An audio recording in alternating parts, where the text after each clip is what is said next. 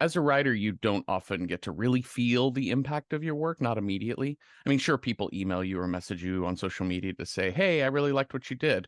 You also have other writers who give you feedback, and that can be really validating, but there's a big delay between making a thing and understanding how people responded to the thing, which is why I've always been drawn to playwriting. Your work gets to go through an actor, get put on a stage before a live audience, and you can hear and feel that audience reacting to what you wrote. When the audience laughs, it feels great. But you know what feels even better? When your writing breaks the performer. In 2014, I won a writing competition. It's only the second writing competition I've ever won. I won an editorial writing competition in high school, but that's it. I won 2 writing competitions. That's the grand total of written awards I've received. The one in 2014 was part of Shipwrecked, an erotic fan fiction competition produced by Booksmith Bookstore based in San Francisco. They used to do about one show a year at the Bell House in Brooklyn, narrated by Cecil Baldwin, who you may know from Welcome to Night Vale and Random Horror number 9. Shipwrecked chose 6 writers and a single Shipwreck chose 6 writers, and then they picked a single book or work of fiction. Then they randomly drew a character from that work of fiction and assigned that character to a writer. And that writer had to write a short piece of erotic fanfic around that character. In 2014, our book was The Great Gatsby, and the character I was assigned was the yellow car. So I wrote a piece called How to Care for Your New Car, and it was a how-to on taking care of your yellow car. Though as the piece went on, it became clear that this was also an instructional on Though as the piece went on, it became clear that it was also an instructional on why you should not fuck your car. Anyway, I'm happy to brag that it was a funny piece, but it was made all the more hilarious by the fact that Cecil, while reading it, giggled. And I think that's what put it over the edge. When the performer giggles, everyone goes with them. And if your writing makes the performer laugh, you're golden. I wish I had audio of that performance, but I do not. If you're a Patreon member of this show, though, I've shared the piece at patreon.com/randomhorror9. Anyway, the movie we watched this week absolutely has some car fucking, literal fucking of cars. It's way less funny than my Shipwrecked entry, if I may say so, but it is also a lot more artistically complex. We'll talk about that movie now, but I just wanted to boast about winning a writing competition first. By the by, I'd like to add that I not only beat Joseph Fink, but also Kelly Link and Holly Black that night. Touchdown dance. Hi, Cecil. Hi, Jeffrey. What's an award you've won that you're very excited for? Oh, an award. Well, I think Welcome to Night Vale won an iHeartRadio award this past year. We That was did. super cool. You got to present that. Yeah. Yeah. Not live. They pre-recorded the acceptance. They pre-recorded, but like Malcolm Gladwell gave us the award. It was all really very exciting. like super secret spy. Like they sent me a briefcase with like everything, with a locked briefcase, and everything was inside, and it was very high tech. It was really, really cool. It's so exciting. It's really funny when like somebody like Malcolm Gladwell suddenly like knows who you are. Yeah. Like Malcolm Gladwell has to be aware of what we're doing now. And I think that's kind of fun. And I like, was getting ready, and I made some jokes, made him laugh. It was, it's a good morning. So speaking of laughter, we watched Titane. Yes. Speaking of great peals of laughter. I watched this movie a couple years ago, I think the year it came out, and so rewatching it, I had forgotten that there are a couple of moments in this film that are actually funny. I mean, it's not laugh out loud. It is not a comedy by any stretch of the imagination, but it does have a couple of like intentionally comedic beats to it, like dark comic beats to it. But otherwise, this movie's pretty bleak. It's pretty tragic. I mean, it's going to go in whatever pantheon that Hereditary is part of, I think. That's right. Yeah. Like there's no hope, no joy. No. Yeah, it's this is such an interesting film because I'm always sort of careful not to spoil it for people. Okay. And I don't know that there's a spoiler. Like, it doesn't have a twist ending. I think you kind of know where it's going, but you don't ever really know what it's going to do in the moment, I think is what I mean. So to speak of any part of the movie is to sort of like tip off what's going to happen at beats 1 through 10 throughout this film. Sure. Yeah, like it's not building up to a big twist ending. The ending is kind of what you expect. Yeah. in the most horrible realization of that expected ending possible. Hmm. But it's kind of this feels very Cronenberg-y. This is true Oh body yeah. horror film. Oh yeah. It's also absurd. Like when I think about Videodrome, like there's an absurdity to the grotesqueness of the movie. And I mean, yeah, you have a woman who's pregnant with a car. Yep. Sure. All right, so this movie starts with like slow shots underneath the on an undercarriage of Mhm. a car. And these intro shots are so interesting to me because I don't really think much about them until I rewatch a film. Like Mulholland Drive is one of those Sure. movies where I don't think about the opening intro shot. It just feels like, oh, it's just a setup. And then when you rewatch it, you're like, oh, I see what you're doing. Uh-huh. It's I all black motor oil and uh-huh. carburetors and transmission gears and And it feels voyeuristic a little bit, like it feels mm, slightly sexual in what it's yeah. doing, looking at the Yeah. car. And we've got our flashback of young Alexia, who is sitting in the back seat of the car, like some 10-year-old, 9-year-old girl, and just is the most annoying child. Oh yeah. That's her award. Like not since the Babadook has there been a more annoying child in a film. Because apparently all Alexa wants to do is make the humming of the sound of the car, Yes. like Yeah. matching the sound of the gear shift changes and all that sort of stuff. And her dad is at wit's end. Yeah, she is humming along to the revving of the car engine, and he tries turning up the radio, and she just hums louder. Nope. Nope. Then she starts. She What's kick that? in the back seat. Yep. Yep. The best thing. I don't know what kind of car this man drives. I don't know if this is a Citroen or a Fiat or what this is or Renault, but that is a weak ass seat if he is being jostled that hard. Yeah. So she finally takes off her seatbelt and starts to climb into the back, and he turns around to be like, "No, Alexia," and then hard slam of the brakes, Yeah. twirl around, car crash. It's a very mild looking car crash, which I found Right. really interesting. Yeah. It's not like a high speed flip over, catches on fire kind of thing. But you know it's bad because all you can see, well, the girl was without her seatbelt. And you can see in the back seat like a sort of a red blotch on the back window. Yeah. So bad things. Bad things. Yeah. So now we're going to watch close-up surgery of a titanium plate being Oof. inserted into a child's head. Oh my God, this is rough. And then we see Alexia with her head shaved, and she's got a full, like, that wired neck brace to keep her head upright. And doctor's like, plate's very solid. It won't move in her head. Just keep, make sure you regular checkups. You're all good to go. Everything's fine. Okay. All right. Wow. And outside the hospital, when mom and dad come to get her, take her home, she runs off from them right to the car and just embraces it and starts caressing it. Oh dear. This is so Cronenberg. Have you ever seen Crash?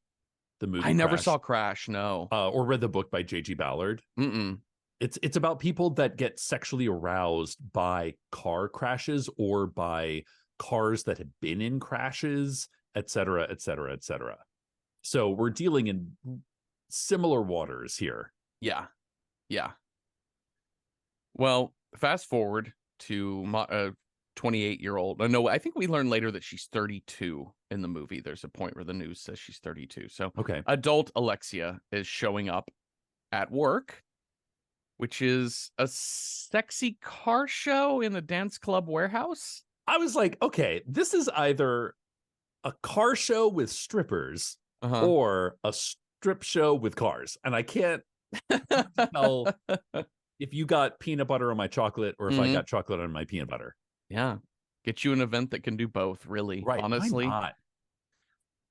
I love this. I love this so much because like the first thing we see of her is marching. She's got long hair now, long blonde hair, and she's marching into her job. She's a dancer and she's marching into her job, but her hair is fully pulled up into a bun. tucked up with a hair pick, like a Oh, giant. As we'll learn, it's essentially an ice pick, but it looks like the chopstick style yeah, hairpin. like a metal chopstick. Yeah. And it's her favorite thing in the whole wide world. But I really enjoy that the first moment we see her as an adult, we see the giant scar on the side Yeah. of her head, that she's not hiding it. She's not afraid Yeah. of it. It is her entirely. Yeah. And it's interesting because as many transformations as this person is going to go through, it's important to have that continuity because she is going to completely change her gender, her identity, her body, everything about her is going to change. And it's so dramatic a change that we almost need this touchstone of this is the same person that we saw in the beginning of the film Mm-hmm. because it's really easy to forget. Yeah. So she hops on board she gets into her dance outfit Yep. and she hops on board a Cadillac Coupe de Ville that is Oh, fully yeah. painted in like realistic flames. Yeah. This isn't like hot rod flame. This is like photorealistic flames all up and down the car, which fire's a thing. That's a That's a choice. recurring thing in this Oh, for sure. movie. Yeah. Yeah. This doesn't seem great for the car. Like I've definitely been at car shows before where there are like women in bikinis that are like they're there for promotional stuff, right? Because Sure. people are marketing Peterbilt engines or whatever. And this isn't quite a car show because I'm like, you're just not going to put a 110-pound lady on the hood of a car Oh, and yeah. have her Oh, I see ride what you're around. saying. Yeah, it just seems bad for the engine, the paint, all of that. But it's very sexy. It is. All of the other dancers kind of have this real like they're more writhing and slinking over the car. Uh-huh. What Alexia is doing is essentially like a humping dance on top of Yeah. this car. Yeah. Okay, so we're gonna meet a couple of people here. One is rando dude fan Uh-huh. who is, hey, can I take I'm a big fan. Can I take a selfie with you? I'm like, what Okay, is this sure. circuit? I This is a know, whole circuit exactly. of like Uber fans that I do not know Yeah. about. Man, this is like underground. The selfie moment is so good because he is like, can I take a selfie with you? And so you see it from just the frame of the selfie. And she has a big smile, like a Yeah. big bright smile. And he's like, thanks when he's done. And her face goes slack so Like fast. fallen. We're also going to meet Justine, Mhm. who I believe this is the same actress from Raw, which we covered on the Oh, show, the yeah. lead Yeah, actor yeah, from yeah. Raw. Yeah. And Justine sees Alexia in the shower. So all the ladies are showering up after the show. And Justine's like, hey, cute lady. Hey, what's up? How's Hey, it going? What's your thing? Hey. Alexia cannot be fucked. No, the way she Alexia showers herself, it's just like this quick flap, flap, flap, flap, flap, flap. Yeah, Yeah, yeah. flap, flap, flap on her underarms. And then like fast washing over. There's no gentleness to the way she No. washes herself. No. There's very little gentleness to anything Alexia does. I like that this movie is sort of taking maybe the premise of Dexter a little bit, like somebody who is knowingly born a psycho killer from an early age, although we go in a different direction because dad doesn't train the psycho killer Sure. to Yeah, hone yeah. their powers for good. And also what was the documentary? Is it The Stranger, about the man who pretended to be a lost child and Oh. was returned home to a family? The Imposter, I think, is what it's called. Ooh, I don't know that one. Yeah, if you have a chance, check out the documentary The Imposter. It's Ooh. incredible. Okay. But it is definitely about a family whose child goes missing, and then 10 years later they're like in San Antonio or some shit, Yeah. and this like 29-year-old 30-year-old French dude just shows up and he's like, I am your son. Oh. And they're like, welcome home, kiddo. Oh, okay. Okay, this nipple ring scene. Oh my God. You got your hair caught in my nipple ring. You got Does your it nipple hurt? ring caught No, in it my doesn't hair. hurt. Yank. Oh, Holy shit. and this Visceral. visceral. Visceral reaction. And this isn't even the most. No. This isn't even top one of most disturbing nipple ring scenes in this film. This is like the hors d'oeuvre of nipple ring scenes. Chekhov's nipple ring. Although we get right to that nipple ring in Act 2, but Yeah, we do. so at night she's in the parking lot, and that selfie man follows her Yeah. to her car. Yep. I am pretty thankful to have not dealt with any like fans of this man's level. Yeah. I think it helps not being I think it helps not being a woman. Yeah. But also it helps not being kind of in a fan circuit of people who are into strippers, I guess. Yeah. Like highly sexualized strippers and cars, both things that, you know, men in particular love to objectify. Yeah. I mean, to be fair, I do write Night Vale in the nude, but well, that's different. That's just to get your creative juices flowing. Okay. I hope it's sexy for the listeners too. Yeah, they know. So he's real pushy. Like, please, can I just get an autograph? Fine, autograph. Can I get first he just starts like chasing her. Yeah. Oh yeah. Like if you have to like chase after a lone person and they're running, like running to their car to go and lock the doors, something terrible is going to happen. Mm-hmm. Then he's like holds her window down as she's trying to roll her window up. Yeah. He's like, please, can I just get an autograph? Now can I get a kiss goodbye? I'm in love with European kiss. Yeah. Maybe we could start as friends and see where that goes. Ugh. Oof. And then he leans fully in through the window, grabs her face, starts to kiss him. And then she kisses him back. Yeah, she does. To distract him. Uh-huh. From the fact that she is pulling out her metal chopstick. Right in the ear. And as soon as it happens, just like white froth comes out of his mouth. Ugh. Oh, this is so brutal. So gross. Good aim, by the way. Yeah. Hole in one. Hole in one, as they say. Yes, indeed. So now she's got to like drag his body into the car. She puts her hair back up. I love that, like, when she's putting her hair back up, she like takes the hairpin and like puts it between her teeth. I know, like, right? You're like, ugh. I like, and she's so what's it, taciturn? Is that the right word? Like blank. Yeah, just completely blank throughout this whole process. And it's not until she notices that like his mouth froth, bile is like all over her neck that she kind of like comes to and not realizes what she's done, but she's like disgusted by it. Yeah. Back to the showers. Yep, back to the showers. I think it's so interesting because it's so much about intimacy, right? She really hates intimacy. She doesn't like people in her space.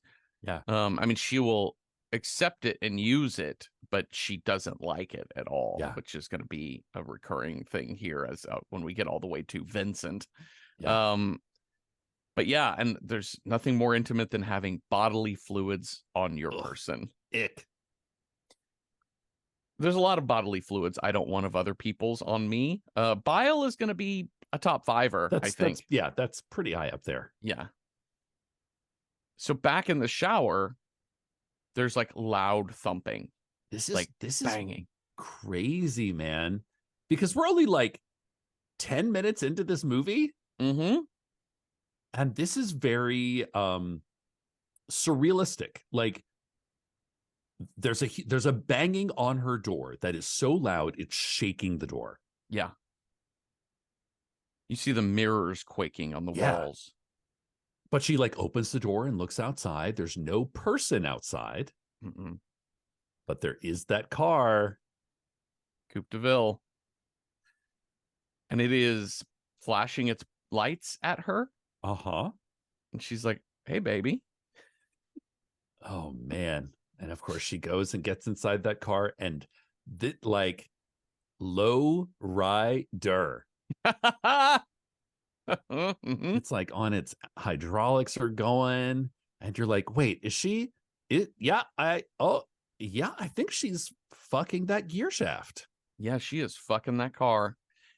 I love the outside shots because the inside shots are just her arms, you know, sort of like loosely tied, out, extended up, like tied to maybe the ceiling or the door frame or something. Yeah, And then so she's holding on.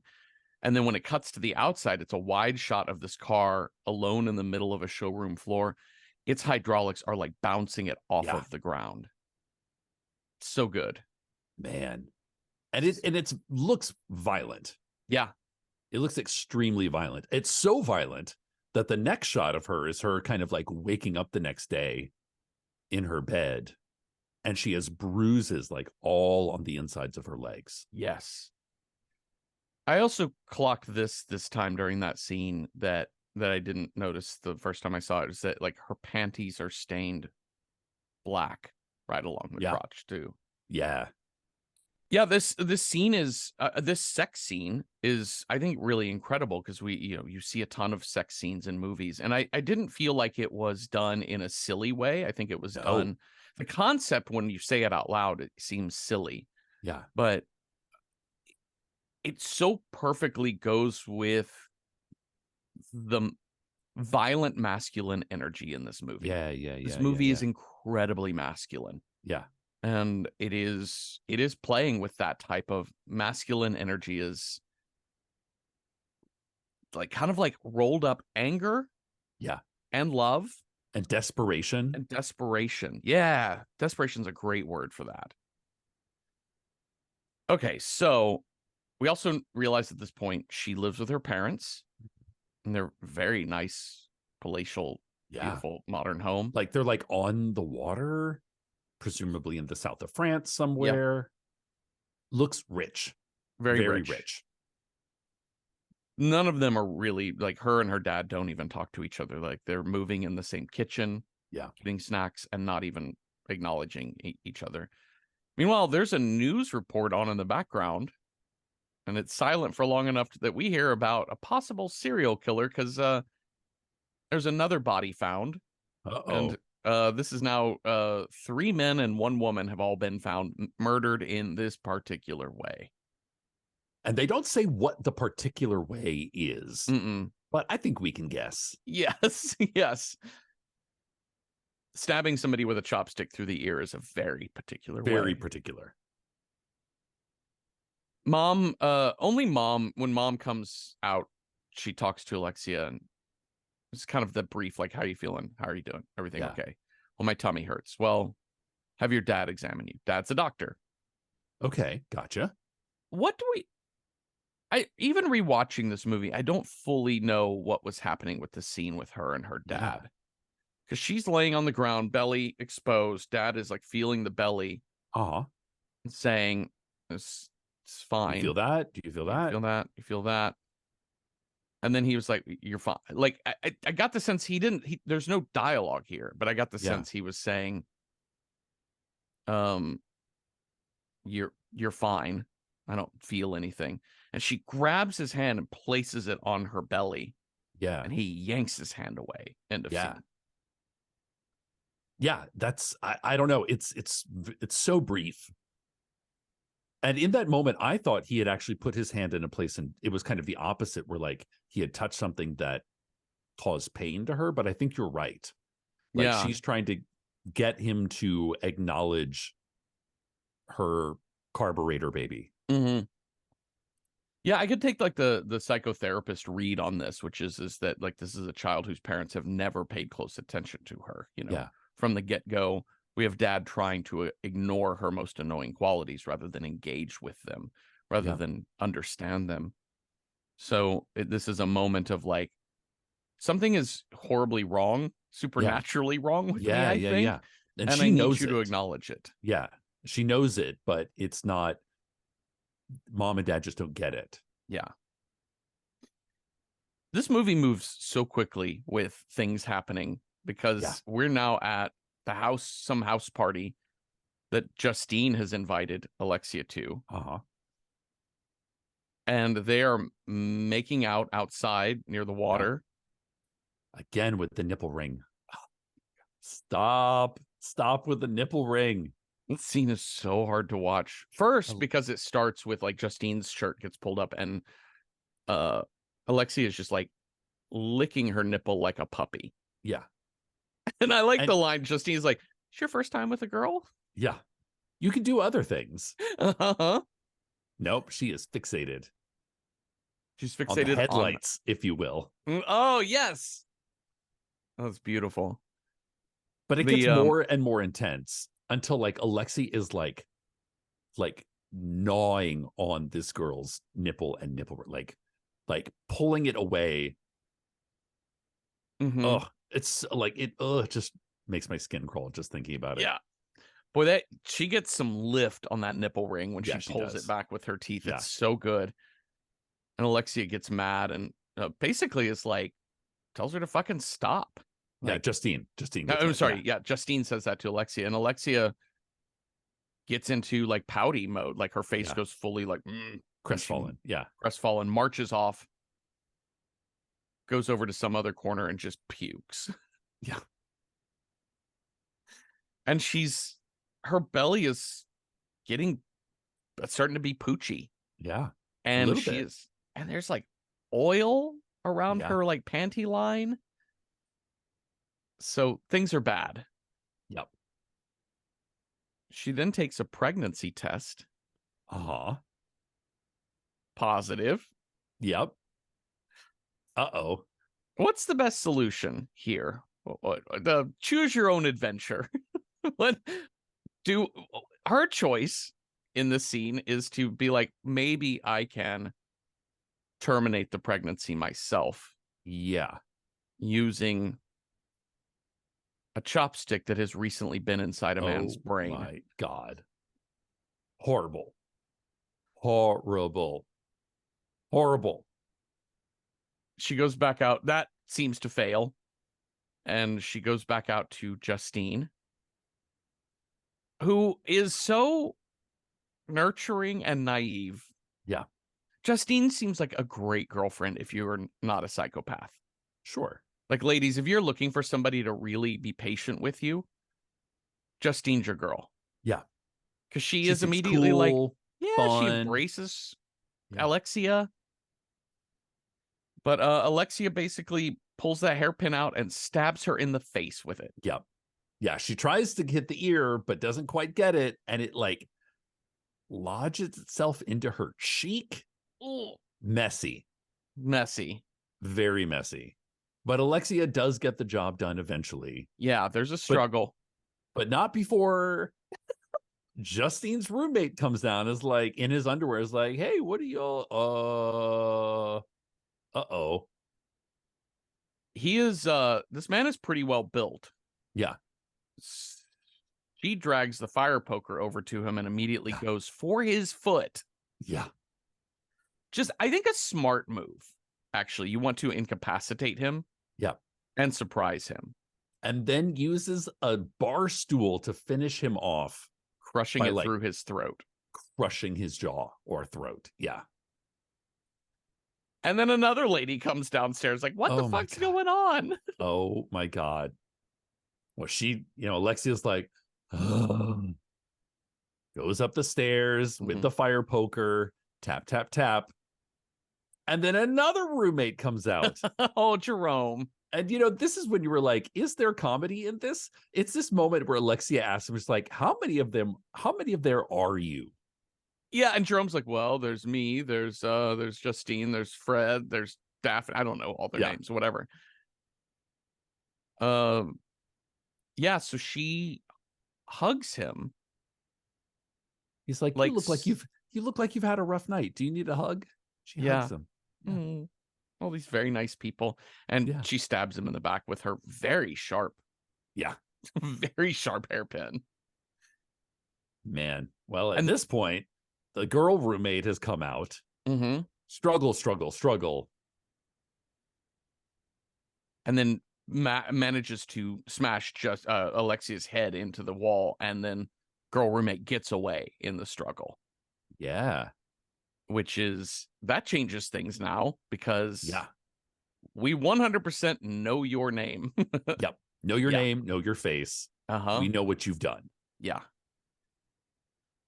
So Alexia goes back to her parents' house. She's got this like bloody blanket that I guess Yeah. she's going to burn because it's All of evidence. her clothes All of that her she wore. clothes. Yep. Throws it all into the furnace in the boiler room in the basement. No, Which, not even into a oh, furnace, just into a garbage can. that's right. That's Like just right. into a waste paper basket inside. Lights that shit ablaze. And I'm like, I don't think this is very safe. Oh, No, no, it is not very safe. Because the next thing she does, after like watching the flames lick the ceiling, getting bigger and bigger, is to go up to her parents' room, check in on mom and dad. Dad sort of wakes up and goes, huh? She mhm. takes the key and locks them inside. Yep. God damn. Hardcore, baby. She is hardcore. And she slips out, leaving her parents to die in a fire, and hitchhikes away, where she's taken to a train station. Yeah. And we've got she's got her hoodie pulled up. Yeah. She knows she's people are on the look for her. In fact, there's these digital screens that show missing children posters as well as wanted posters, and there's already a police Yeah. sketch of her up. Yeah. It's interesting. Two things are happening here. So it's like her seeing the sketch of herself with her sort of blonde hair, kind of cut the way she's cut. But it's also these like missing children graphically aged up. Like, Mm-hmm. So and so was taken when he was 10. Here's what he would look like now. Yes. And like a couple of shots of those. Yeah. She cuts off all her hair. Yep. Her eyebrows. She shaves her eyebrows. She takes gauze and tapes down her breasts and her belly. And her now growing belly. Mm-hmm. She has seen an image of a kid named Adrian Legrand who on the sign, his image has been aged up to 17. Okay. So we know this was a 7-year-old boy that went missing. He's been gone 10 years. Here's the aged up. And she kind of looks at him thinking, I could make that pass. I could pass. But I'm like, you absolutely cannot. No. Like he is like a dark skinned, almost looks like, like African or like Middle Eastern blood kind of thing. Yeah. Like dark hair, dark eyes. Yeah. But sure enough, she's like, you know what? Let's go for it. Shoot your shot, is what I say. Aim for the moon. Because even if you miss. Yeah, she but she still looks a little too, I don't know, clean cut. So what does she do? She's gonna smash the fuck out of her nose. This scene is so brutal because she starts by trying to punch her nose to break it. Yeah. It's just her smacking her face a lot and being in a lot of pain. Yeah. And then finally she realizes, wait a minute, there's a commode here. Nice sharp porcelain edge. Yeah. I can just nose butt this thing. Fucking hell. Jeffrey, why do we do this? Why do we watch these movies? Why do we do this? I knew this scene was coming and I was still shouting at my TV last night, like, no. Horrible. All right. So she's gone to the Missing Child Bureau and claimed to be Adrian Legrand. And Vincent Legrand. Yeah. Shows up and they're like, we could do a DNA test on this kid. Like, we're not sure that, like, but whatever. We could talk to, check with your wife, do all this, we want to do our due diligence. He's like, no, let me just see him. Yeah. He's like, there is no mother. Yeah. Okay. So like the mom is not into this whole thing. Yeah. He's like, don't you think I would know my own son? Yeah. I'm like, did nobody check that it's a girl? No? That does seem a little invasive to do, I suppose. Sure. Yeah. But it's like, you got to wonder, like, what did she show up? We have to make this leap in the script. Yeah. to get to like the whole rest of the movie. Yeah. But it just does seem like there's a few checked boxes that were missed along the way, maybe. Well, that was the thing that made me think that this partially came from that story of the imposter, because one of the crazy things about that was a person running from a crime, Yeah. pretending to be something else, and no one fucking checking. They were Yeah, just yeah, so yeah, yeah. excited to Yeah. close a case. Yeah. And yeah, and so this scene makes total sense, and somebody else wants to believe you're their child. Yes. Like somebody who has been, like, I think the mom says later, unable to mourn her son. Uh-huh. And dad is like grasping at any straw. So if Mhm. somebody shows up and said, I think I'm your son, 100% yes. Yeah. Yeah. And that is, and he's going to follow it. And he's like, you know, she doesn't speak throughout, I don't know, the rest of the movie pretty much. Mostly, yeah. And he can tell she's shaken up. She's in pain. Now, here's the thing. How do you explain away that titanium plate you got going in your head? Well, she doesn't have to, I suppose, because she's playing the role of I don't talk, because I'm Yeah. dealing with whatever trauma befell me during Yeah. my 10 years missing. Right. We will get to that later, Yeah. Papa. And he promises her, no one will hurt you, not even me. I'll kill anybody that hurts you, even me. Yeah.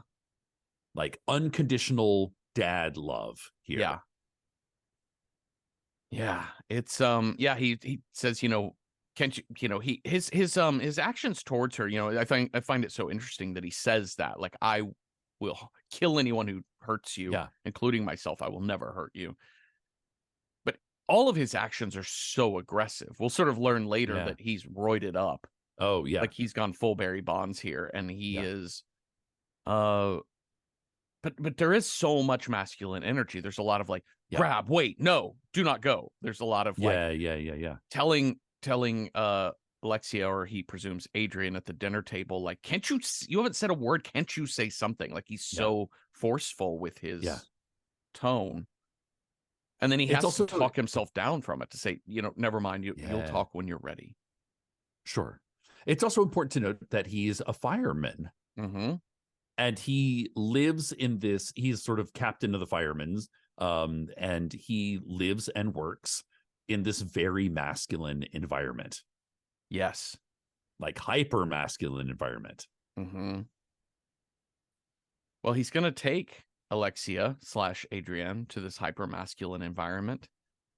And the first person she's gonna meet there is Rayon, who is just a young, conventionally handsome fireman, young fire guy. And you know, he has this very kind face. I think this casting is so interesting because Rayon, when you first meet him, does seem like understanding that this situation isn't right, but also whatever Vincent says, we're just gonna go with it. Yeah. What does the dad say? He's like, this is my son. I am your God. So this is Jesus. Yeah. Okay. All right. Mm-hmm. Yes, sir. So we're also getting scenes wherein we see her. She has her own room in the house. Yeah. And there's these kind of there's a lot of scenes wherein the door is always framed in the background, and the door has an external lock, just like her parents' door. I guess this is a very like probably old European thing where there's like a skeleton key that locks from the inside or out. But there's a lot of where she's having to remove the bandages because her body is in such pain and discomfort from holding breasts and pregnant belly in. And she keeps having to cover up so that Vincent doesn't see. But also, there's this scene where she's in bed and it's noted that her belly itches like crazy. Yeah. She's getting like rashes where she's scratching. Yeah. Like deep purple lesions where she's scratching on hers. And like rashes on her breasts from, you know, being bound the entire time. And like, but yeah, it's really bad on her belly. Yeah. He makes her get undressed for bed. And she makes him turn around, and she throws off all of her clothes and jumps into bed, and he takes the clothes. He even finds the ice pick Yeah. chopstick death stick thing. Yeah. And he's like, huh, all right. He washes all of her clothes, Yep. folds them, puts them back in the room along with the chopstick. Yep. Like, these are all of your things. Here they are back. All right, this scene where it's revealed that he's on steroids, that he is self-injecting his own ass, Yeah. and his ass is covered in bruises and Yeah. lesions from all of the needle use. And then we just see like a wide shot of him, like a fully macro shot of him Yeah. in the giant firefighter garage space, Yeah. trying to do pull-ups and Just getting real mad at himself. yeah. It's such an amazing scene. I really love this workout scene because he's in full like aggression. He's not actually like working out. He Yeah. is trying to fill the space with his rage. He's like trying to exercise a demon here. Yeah. Yeah. Both spellings of exercise work there. Yeah, That's totally. Right. All right. So now if we're gonna start getting into this power dynamic with Adrian at work, because this is my son. This is nepotism, Nepo baby. Yep. And my son is going to be in charge of things. My son is going to be doing firefighter-y things. Yeah. And this is where Rayon starts to turn a little bit, because Rayon has always been kind of the second-hand man, I think. Yeah. There. It's also Rion is like trying to do things by the book. Mm-hmm. You know, he's always like, oh, the handbook says we should do, you want Adrian to, okay, that's unusual. Adrian with no training at, okay, all right, that's weird. Yeah. We'll get to the scene with I'm sorry, let me back that up. We'll get to the scene with the mother and her dead overeating son later, but let's talk about this scene wherein the dance scene between Vincent and Adrian at home at dinner. Okay.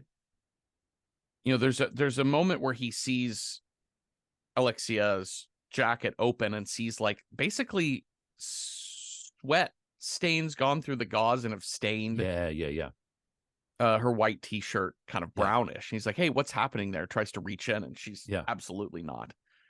She tries to run away, but the door is locked.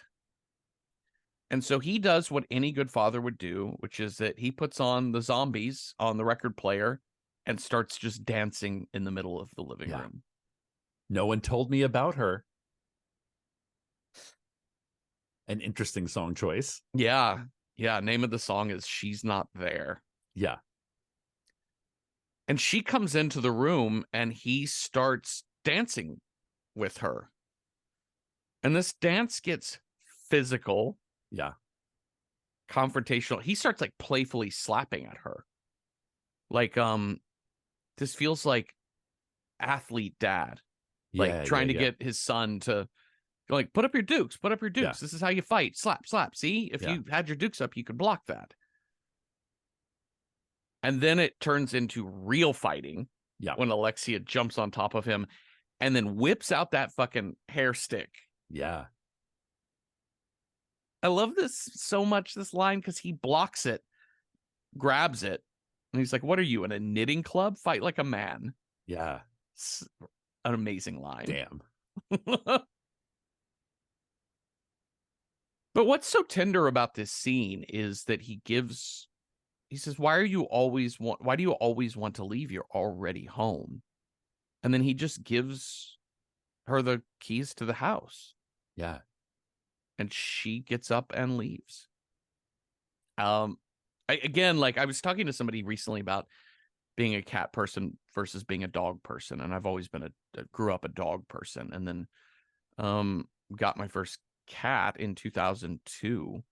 And that was Simone. And it took me a long time to adjust to having cats.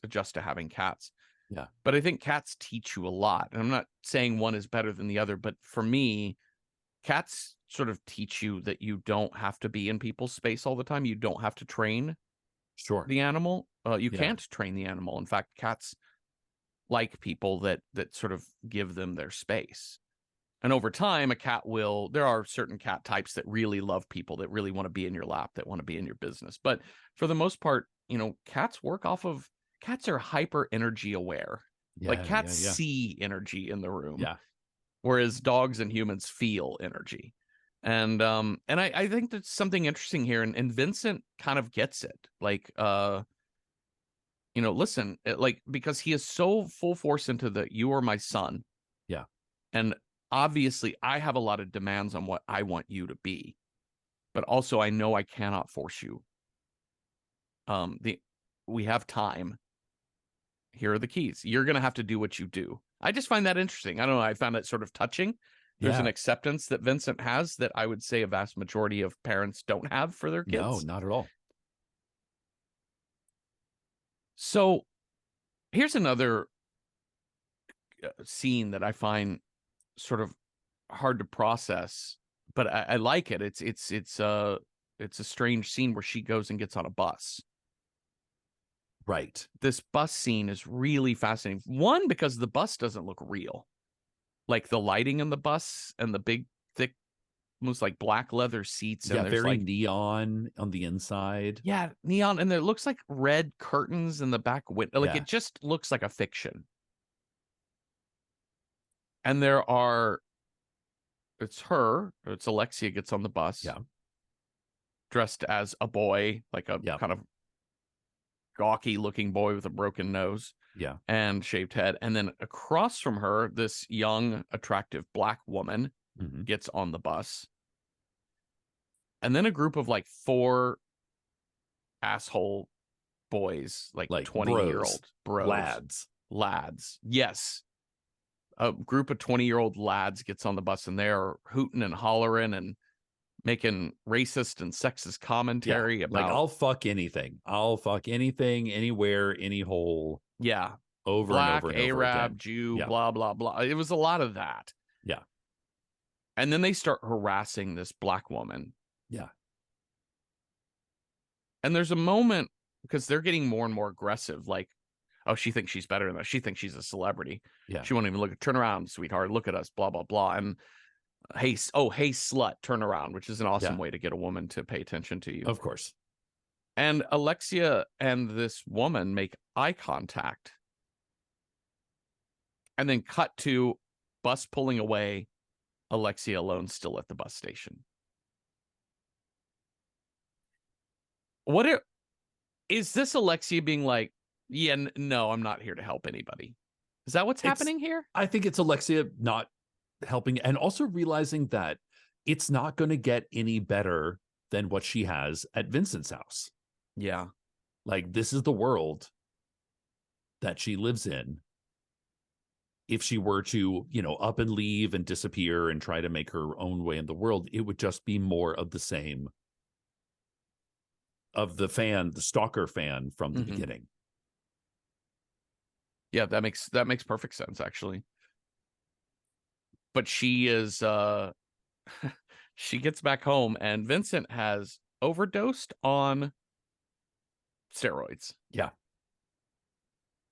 And then she looks like she's about to kill him. She's got the ice pick thing, and she's curling up next to him. And I think for the first time in this movie, she shows some pity, some love. Yeah. She kind of like slaps him. Yeah. Just to make sure he's conscious, but he's not really conscious. And she says, the first time she speaks, and says, Papa, wake up. Wow. Wake up, Dad. And All then right, she just well, kind of holds, yeah. She's committed. Yep. This is more of where, like, I was thinking of cat things, because also with cats, like, there's this conditional love that happens with cats that you sort of understand, or just with animals in general. You sort of understand that an animal loves you because you feed it. Sure. And because you keep it safe. And I'm like, and but inherently, if you stop doing that, it will remind you. Yes. But isn't that a really great deconstruction of just what all human love is? Like, the reason we love our mothers. Yeah. is because they keep us safe and feed us from an early age, and Yeah. it becomes programmed into us. It's imprinting, right? It's putting that on us. But I love that her face when she's holding Vincent in this bathroom scene is the same face she had when she stopped taking the selfie with that guy at the beginning. It's just, ugh, Jesus fucking Christ. She's digging through a lot of his pictures and stuff, and she's finding old pictures of Adrian, finding clothes and stuff from his ex-wife. Yeah. And she puts on this yellow dress that's kind of it's a big flowing dress. Yeah. So it actually it sort of looks like a dress you might wear in later stages of pregnancy. Sure. Something that Makes allows a total lot of sense. freedom of movement. Yep. But Vincent comes home. Finds her in the closet. Wearing this dress. And what's so crazy, he's like, nobody can tell you you're not my son. And points to a picture of Adrian as a kid wearing that dress. Yeah. I love Vincent in this movie. I love him so much because he's so not aware of so many things. Like he's literally a meathead. Yeah. But he's so wanting his son back. And it's like, I don't care who or what you are. It's going to reach the point where he's like, I don't even care that you're not my son. Just you're my son. You're my son. Exactly. Exactly that. Whatever mental gymnastics he has to do to get there, it's going to make sense to him that he has his son back. Yeah. Okay, so there's now let's talk about this like firefighter scene. So they have to go to a house. Older woman has called to say that her son, her 45-year-old son, basically is OD'd. Yeah. And won't open the door. Yeah. Normally he takes a sleeping pill at night. She doesn't want to interrupt him. She doesn't want to disturb him. But he's not answered the door all morning. So she's called the fire department to come in, bust down the door. And they get in there and they have to intubate the man. They're having to do CPR. Mom goes into a full conniption, full cardiac arrest. Yeah. And collapses while holding Alexa's or Adrian's hand. And Adrian looks mortified. Yeah, to say the least. The way she keeps having to she's like tugging her hand, like, can I get out of this? Yeah, like it is like a cat. It is very like a cat. Like when you're holding the cat on your lap and petting it, and you can feel it twitch. Like, hey, oh, can I get out? I don't want to make you feel bad, but I kind of want out. This is also where Rayanne starts to be like, what? Nope. Why is he here? What? No, I should be doing. Oh, okay. All right. We're not following the rules of the book. You're just going to let your son do this. And so Vincent is having to resuscitate the guy while Alexia is having to and giving instructions to Alexia on how to resuscitate the mom. And apparently in France, they do it to the Macarena. Here in the US, staying alive. Compression, compression, compression, compression, staying alive. Staying alive. Compression, compression, compression, compression, staying alive. This one is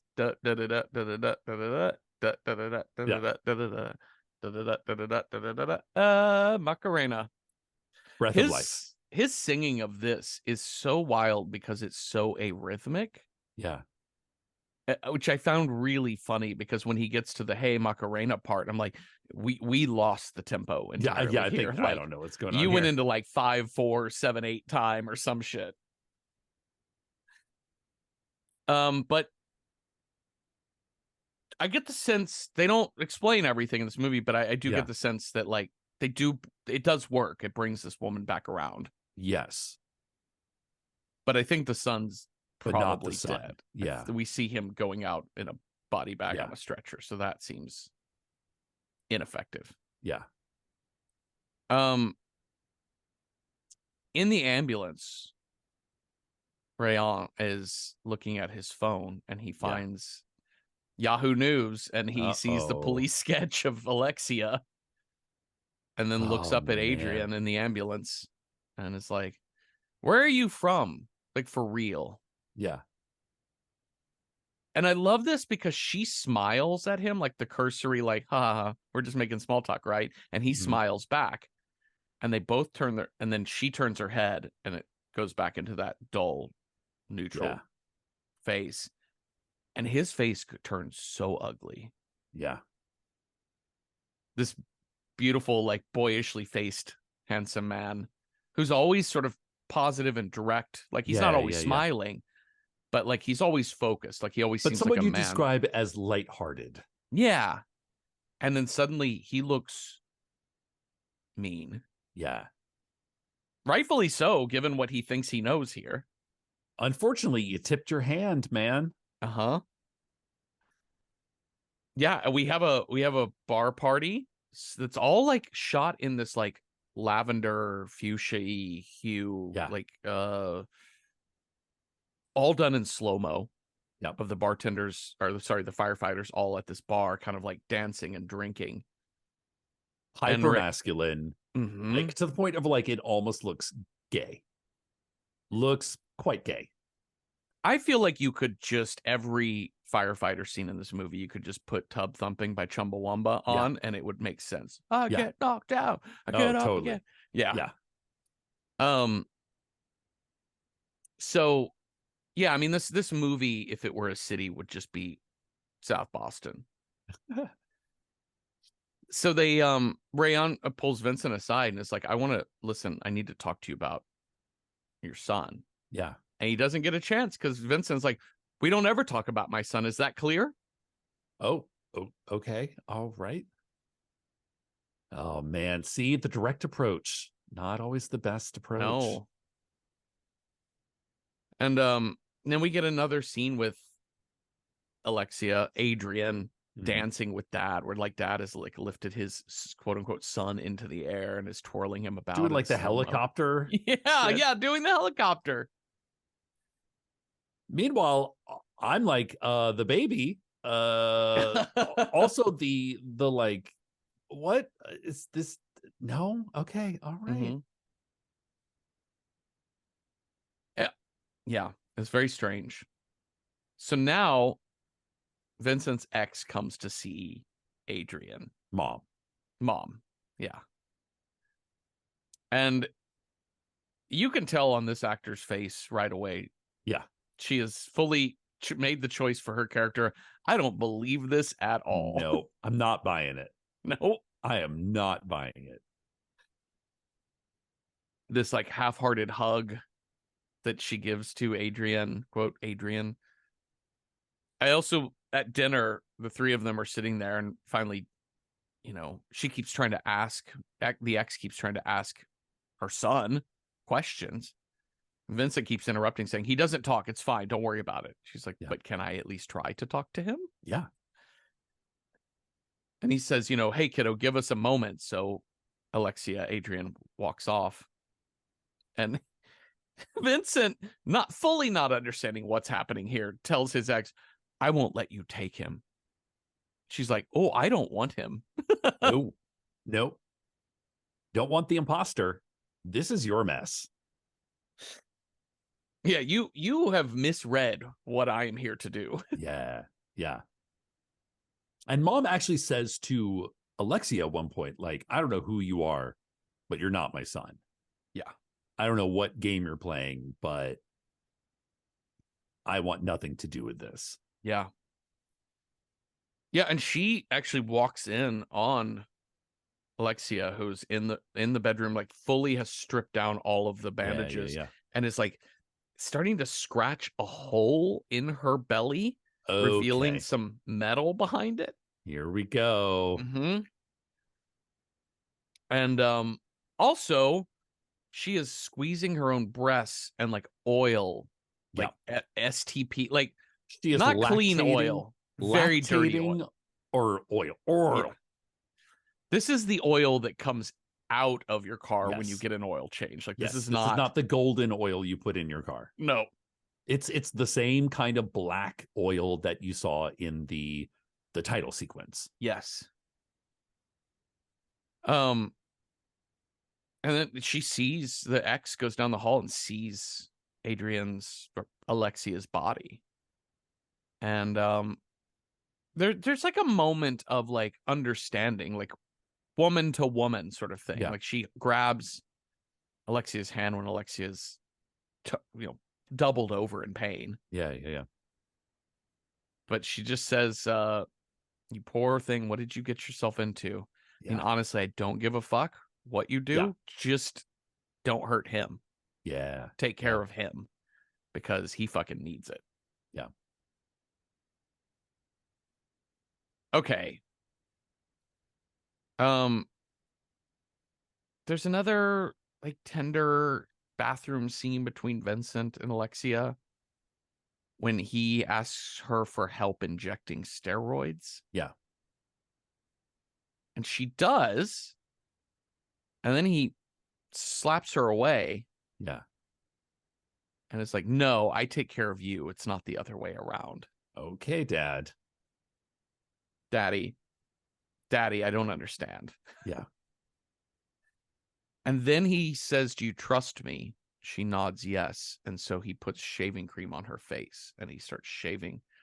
Clearly she has no stubble, but he says, this will help to make the beard grow, which is will it? Did you hear that growing up? No. As a boy, did you ever? I heard that all the time as a boy because, like, I went through puberty late, and even as a grown man, I don't have like I have a beard, but it's patchy, it's not full and thick. So when I did start going through puberty, like just the thinnest wisps of hair on my cheek, which is I'm fine, but I remember men in my family and other boys that I talked to would be like, oh no, you still have to shave because that'll make the hair grow thicker. Like shave all the time until you develop this thick beard. I'm like, is that how the body works? I don't think so. It's not like you're going to trick it into growing more hair. No. It's like, well, he's shaving all the time. We must output double our hair production. Okay. There's a fire. Yeah. There's a fire outside. A wildfire. Yeah. And it seems like it is started at a mobile home trailer park kind of situation. Mm-hmm. And we've got Vincent and Rayanne off, kind of like trekking through the woods to get to the epicenter of this fire. They bust down one of the doors and they pull out what looks to be a gas can, like a gas tank. Mm-hmm. And they have to theoretically get it to safety so it doesn't explode. Yeah. And sure enough, it does. Yep. And it's one of those things where it's like Rayanne says, shouldn't we take this to safety? Vincent says, no, it'll be fine. Mm-hmm. Next thing we know, it's like a wide shot and we just see a giant explosion. And Vincent is sort of standing over a charred body. Yeah. So again, it's like, how much does Vincent know? How much does Vincent know that Rayanne knows? Yeah. Is he trying to get rid of him? Is it just sort of not wishful thinking, but like, is his head just somewhere else? Yeah. Is it? Yeah, I think it was in this scene when I first saw this, I thought he had killed Rayanne. But we see Rayanne later at the firehouse during we do? Yeah, I think so. Oh, I think that's Rayanne that's like staring daggers through Alexia when they lift her up on top of the fire truck to do her dance. So it was all the more confusing, this scene, because I think it's about the second thing you said, which is that Vincent he's just not in the his life is derailed, right? By his drug usage, by his desperation, his unacknowledged trauma of losing a child. It's also important to note there's an earlier scene, like rewinding a little bit, in which they're going through some sort of like fire department training Uh-huh. exercise, but we don't know it's a training exercise. We just see a bunch of firefighters in a dark, smoky room. And at one point, like somebody opens like a cabinet door and there's like a flaming embered body of a child inside. Mm-hmm. And somebody says, "Oh, shut the simulation down. Totally normal simulation." And then you look back and that body is no longer there. Yeah. So you get the impression that Vincent has been seeing his dead son, projecting his dead son into reality Yeah. for these 10 years that he's been gone. Yeah. Yeah, I think that's a great point. That helps tie these two scenes together a little bit, and also to tie to the idea that, like, for all of the love that Vincent, the unconditional love that Vincent shows to his fake son, it is unconditional, and unconditional is great in a lot of ways, but it's sort of blind. It is just saying, I'm It's not. unhinged. It's unhinged. It's like Justine at the beginning. Like, there's an Yeah. unconditional attraction, no matter how poorly Alexia treats her. She's still Yeah. like, Yeah. listen, I really dig you. I want to be Yeah. with Yeah. you. Yeah. Whatever. But she's not actually acknowledging what's really going on. Yeah. She's not seeing red flags, right? Yeah. And here, Vincent has never seen the red flags of his inner mind. Like, he's not dealing with his traumas, with his memories, with his pains. Okay, so now we get to the shower scene wherein he comes in as she's, just finished a shower where black oil is running Yeah. down her legs and Or everything. black oil. And he comes in and he says, um, he says, I don't care who you are. Like, he knows you're Yeah. not really this. You're my son. You'll always be my son. I love this structure of the English translation. I don't know how it is in French, but he says, I don't care who you are. You're my son. You'll always be my son, whoever you are. Yeah. Yeah. Yeah. Yeah. And he hugs her. And then when he pulls away, the towel falls and revealing her breasts. And he quickly puts the towel back Kind of on does to her up. Yeah. It's that ability to hold two antithetical things Mm-hmm. that's so uniquely human. Yeah. Yeah. Like, I love you. I know you're not you, but I love you. Yeah.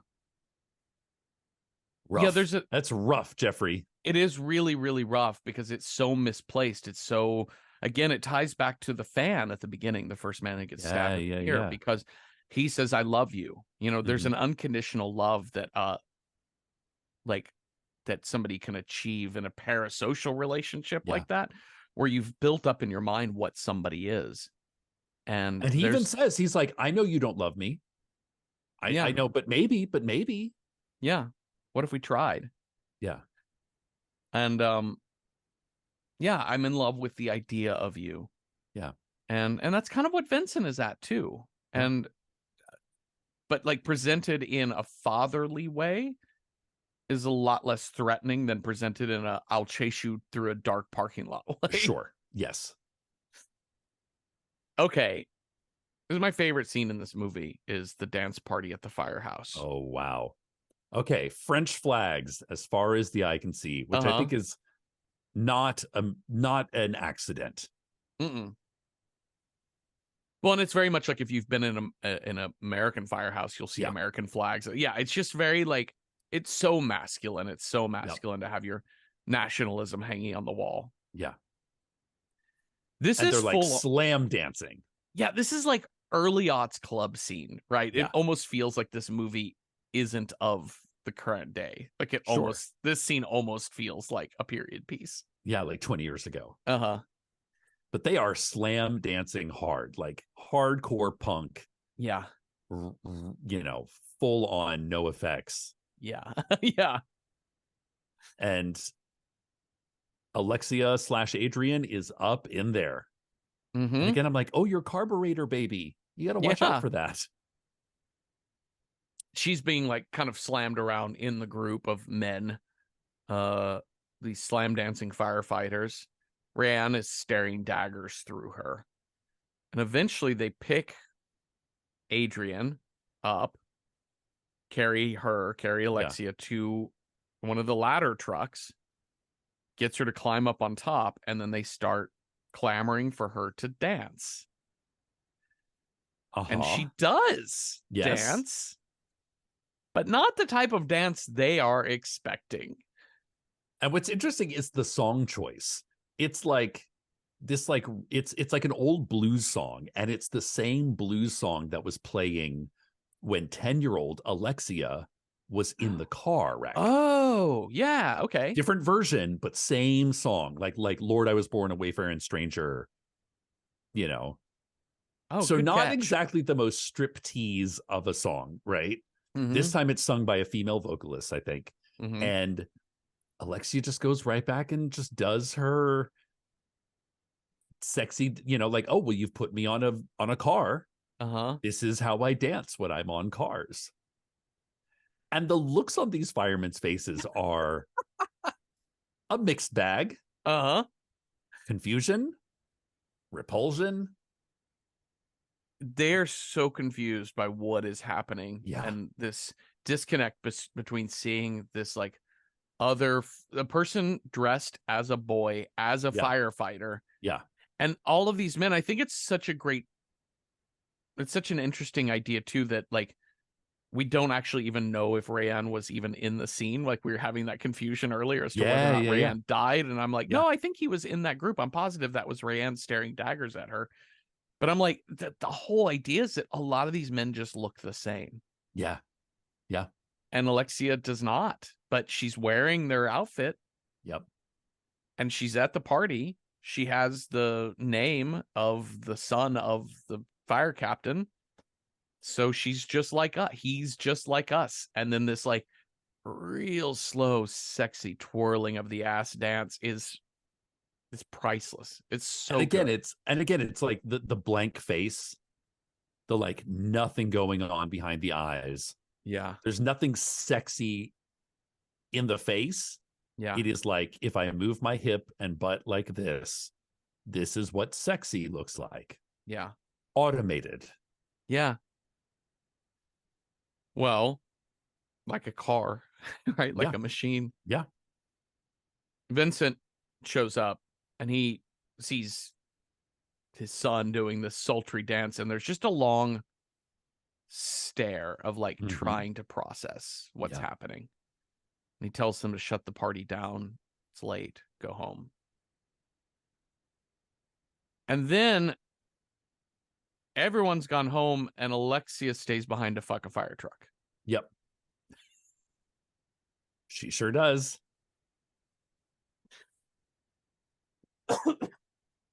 Excuse me. Okay. This final act of this film is Vincent is... It's the big day. It's the big day. It's the baby's due date. Baby. Oh my God. But where do babies come from? I don't know. I thought I knew. We talked about birds and the bees on this show a few weeks ago. I'm very confused as to how babies are made. If anyone knows, please tell us over at the Patreon discussion thread. But we got this dueling scene. So in one scene, Alexia is going into labor. Yeah. Like the skin on her belly is splitting open, revealing metal below. Yeah. There's also like a weird little freaky hand inside that's like... Oh, that's like pressing through this. Which is always terrifying. Vincent is he drinking? He's drinking, right? He's pouring alcohol on his chest. Yes. And then he lights it on. He's just lying in bed drinking. Yeah. And then he pours the alcohol. Spits it out, onto his chest. Lights it on fire. On fire. Yeah. Okay, so clearly we're having a day. All right. Yep. Well, Vincent manages to put himself out. He does. Good firefighter. Although he's pretty, he's a little bit burnt up. Yeah. Goes in, discovers Alexia having her titanium baby, and now like her titanium earpiece Uh-huh. Like her stitches have split, Yeah. revealing the titanium plate. Yeah. There's like the one little stretch mark has now become like she's literally ripping at the seams, Yeah. and there is nothing but metal underneath. Yeah. I will say this because he doesn't go and find her. She comes into his bedroom Oh, okay. and she lays her head on his belly and Yes. is like putting her hand like it's tender, and it is walking that tight rope, that thin line between intimate and intimate. Yeah. Yeah. Yeah. Yeah. Yeah. Yeah. Because you Like really do think, well, no, at one point she she kisses him. she starts kissing his belly and kissing Yeah. up his chest, and then starts kissing his face, and then deep into his mouth, and he has to push her away Yeah. because there's this confusion as to like what are the levels of love here. God. And physical intimacy, right? Yeah. A movie about focuses on the way men use physicality against each other Yeah. as a way of avoiding any kind of contact with anything else inside. And in a lot of ways, she's done this too through her whole life. Yeah. Um, and so I don't think this movie is inherently about, oh, men need to see a therapist. I think it's more about the way in which we all do that. But men are a really wonderful example, Yeah. firefighters, you know. Sure. Yeah, and she says, she says, "Don't leave me. Like, please Yeah. don't leave me," when he starts to walk out. And so he picks her up. She tries to climb on him Yeah. and like kiss him again, and he flips her around. He's like, "No, no, no, we're not fucking. We're having a baby." Yes. And I love that movement of getting her positioned Yeah. Yeah. Yeah. on her back. He says, And breathe with me, mhm, Adrian. And she finally says, my name is Alexia. Breathe, Alexia. yeah, Again, that like unconditional, the insanity that is unconditional want or love. yeah. And oil is just pouring all out of her, Yep. and she goes still right as the baby is born. Yeah.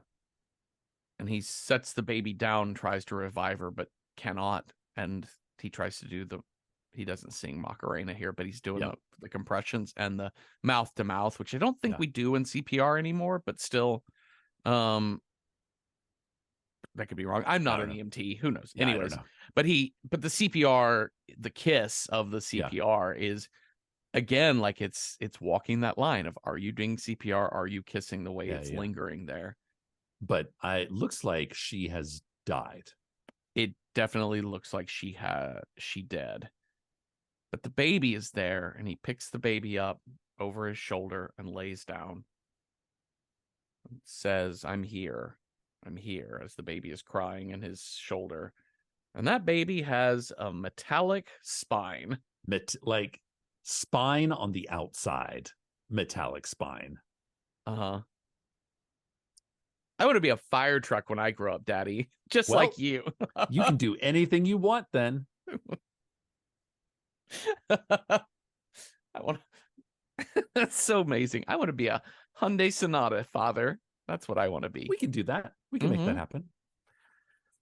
Um, the end. The end. Shall we rate this film? Shall we? Yes, let's. Okay, so let's talk about horror approachability. If you're horror averse, like how approachable is this movie? Like on a scale of 1 to 10, with 1 being like, please don't watch this, and 10 being you're fine. I might give Titane 2 out of 10 firehouse pull-ups. Yeah. It's gruesome, man. I mean, this movie is not scary.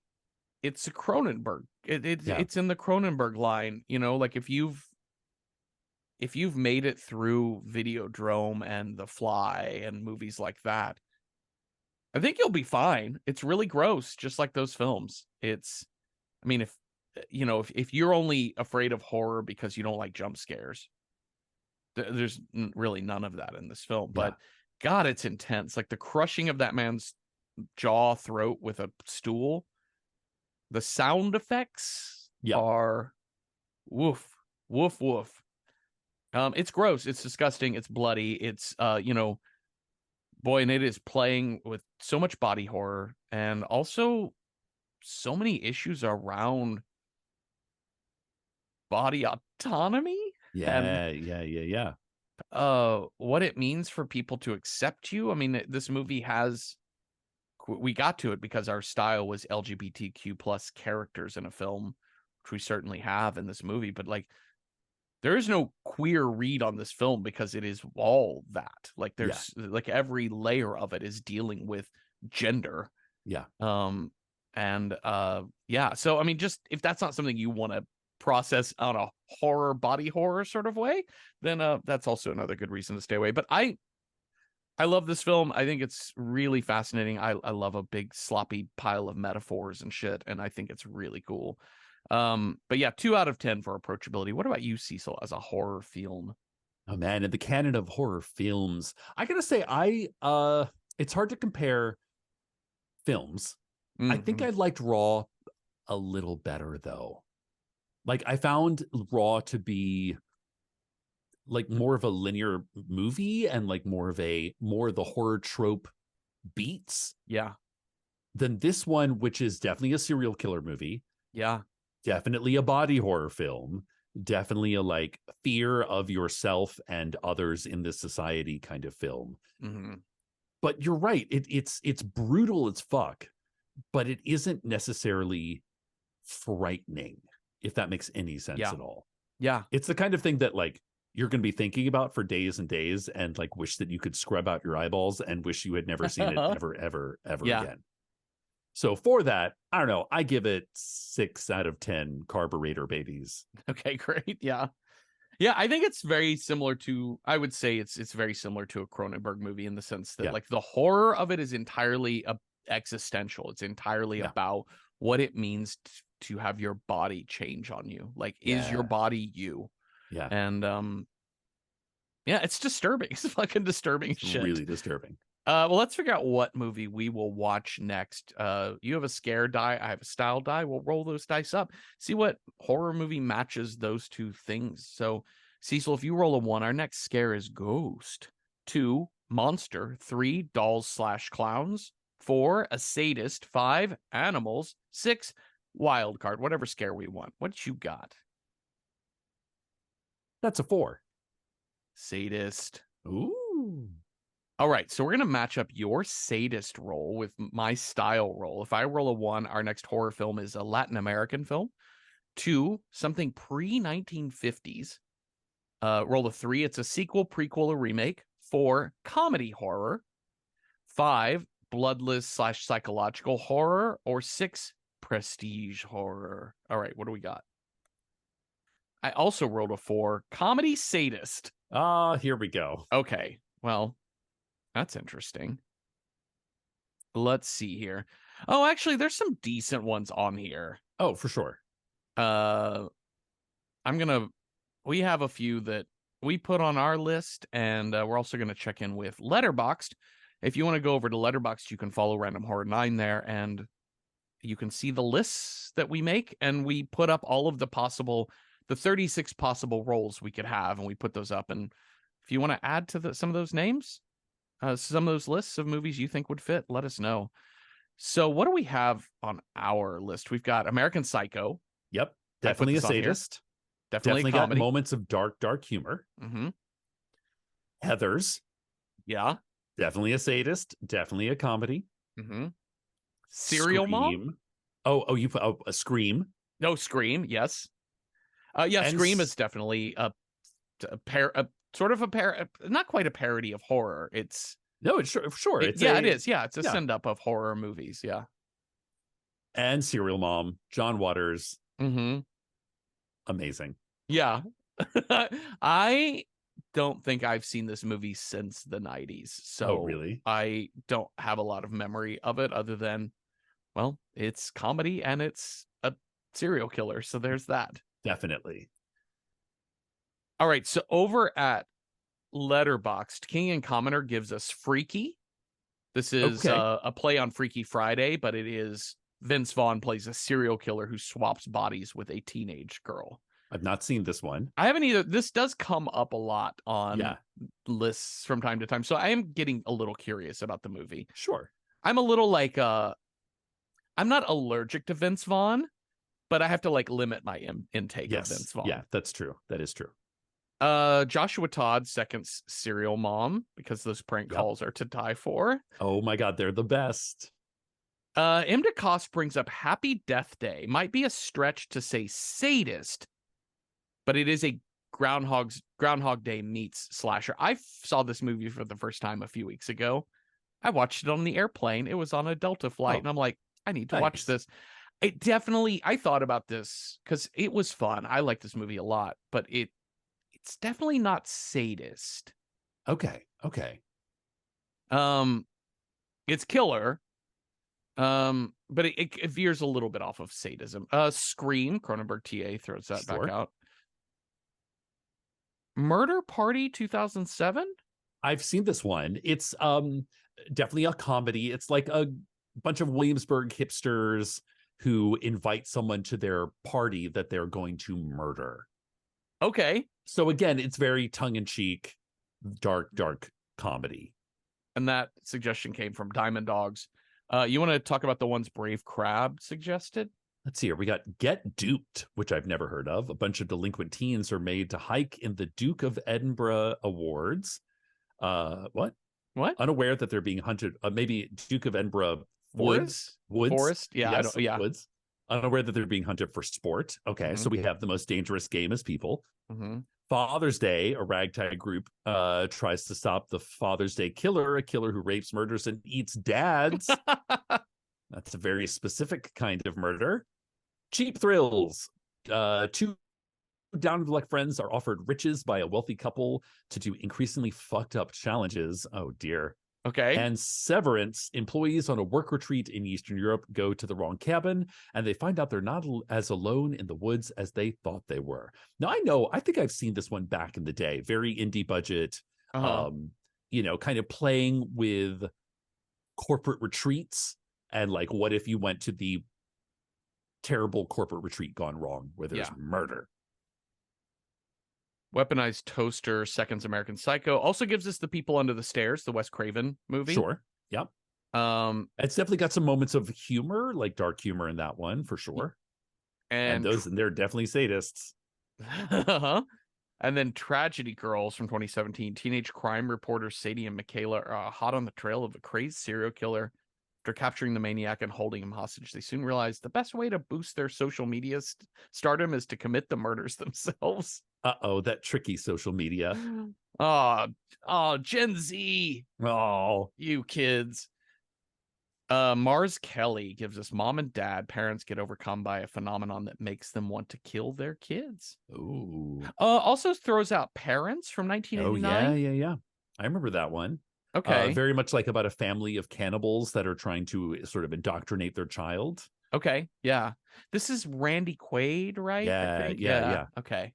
Very, very like, what is it? 2000. Oh yeah. 1989. So this is like indie film. Yeah.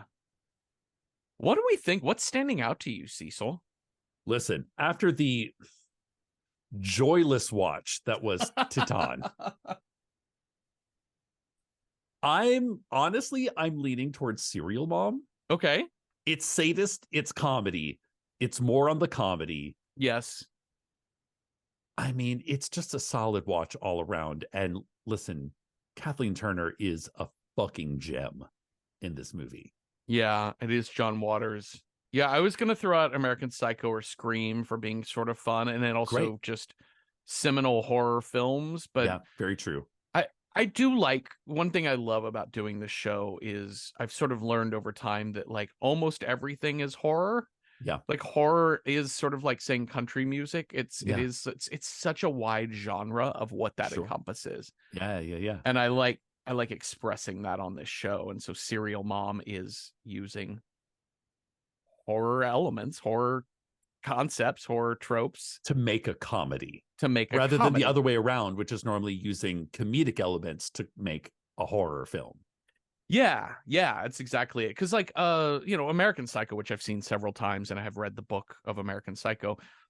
very dark, dark, dark Yeah. comedy, and it is 100% the comedy is the horror. Like it Yeah. just it mixes the two up constantly, and yeah. No, let's do it, man. Let's do Yeah. fucking John Waters. Let's do All a right. Serial Mom. Uh, I'm not gonna try and talk myself out of that one. I think it'll be fun. It'll be great. It'll be awesome. Well, thank you all for listening. Thank you, Cecil, for talking with me. And if you have thoughts on Titane or ideas for other movies, what would you have chosen for comedy horror about a sadist? Let us know on Instagram at randomhorror9 or over on our Patreon, where we have public discussion threads for each episode. And you do not have to be a paying member to participate in those. So watch Serial Mom with us this week and come on back next Tuesday for a new episode. Have a restful night with no chopsticks in your brain pan or nothing. Boo. Boo.